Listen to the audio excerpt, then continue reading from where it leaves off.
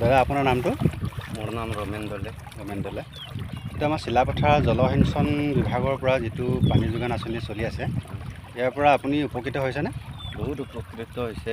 মই এই বতৰত ধান এজোপাও ৰুব পৰা নাই, কিন্তু এইটোৰ পৰা মই 3 বিঘামান মাটি এই কেইদিনতে ৰুইছোঁ। হয় হয়, ধুনীয়াকৈ পানী সদায় দিয়ে। হয় এবাৰ ফোন কৰিলে জলসিঞ্চনৰ মানুহকেইটা আহে, হয়, ধুনীয়াকৈ পানী দিয়ে। ইমান সেইটো চাওক, অঁ এইটো আৰু সেইখিনিও ৰুবলৈ পাইছে আমাৰ ওচৰৰ মানুহকেইটা। হয়, সেইখিনি সেইটোতো দেখা।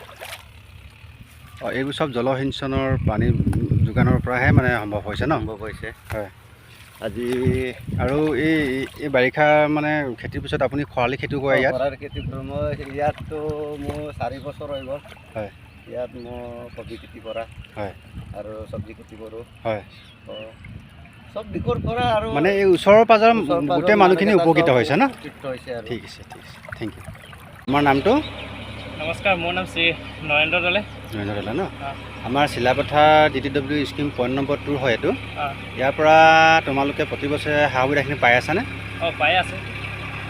কি খেতি কৰা তোমালোকে এতিয়া?